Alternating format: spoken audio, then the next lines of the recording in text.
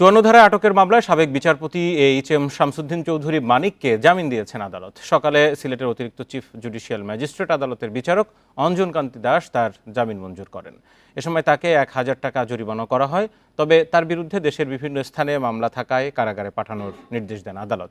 গত ২৩ আগস্ট রাতে সিলেটের কানাইঘাট উপজেলার ডনা সীমান্ত দিয়ে ভারতে পালিয়ে যাওয়ার সময় শামসুদ্দিন চৌধুরী মানিককে আটক করে বিজিবি। পরদিন তাকে কানাইঘাট থানায় হস্তান্তর করা হয়। পরে পুলিশ তাকে ৫৪ ধারায় গ্রেপ্তার দেখিয়ে আদালতে হাজির করলে বিচারক তাকে কারাগারে পাঠানোর আদেশ দেন।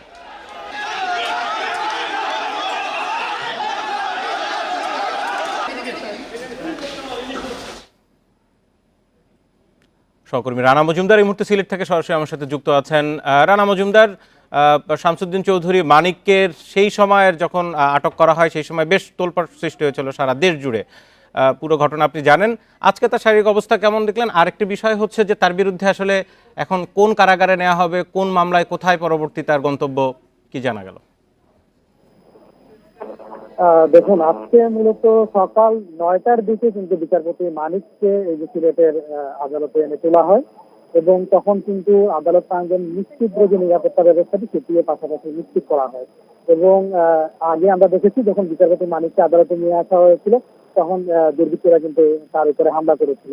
তো সেক্ষেত্রে এবার কিন্তু এ ধরনের কোনো ঘটনা ঘটেনি এবং সেক্ষেত্রে অনেকটা চুপিসারেই বলা যায় এবার বিচারপতি মানিককে আদালতে এনে হাজির করা হয়েছে। তো আমরা কোর্ট সংশ্লিষ্ট যারা রয়েছেন, কোর্ট ইন্সপেক্টর যিনি রয়েছেন তার সঙ্গে আমরা কথা বলেছিলাম। তিনি যে বিষয়টি জানিয়েছেন যে বিচারপতি মানিককে কানাইঘাটের যখন ধরা হয় সেই ঘটনার পরিপ্রেক্ষিতে মূলত ভারতে অবৈধভাবে অনুপ্রবেশের চেষ্টা, এই বিষয়কে সামনে রেখে মূলত তার নামে কিন্তু কানাইঘাট থানায় একটি মামলা করা হয় এবং সেই মামলার বাদী ছিলেন কানাইঘাট থানারই পুলিশ সদস্য সুজিত সিংহ। তিনি কিন্তু বাদী হয়ে এই মামলাটি করেন এবং মামলাটি মূলত বাংলাদেশ পাসপোর্ট অর্ডার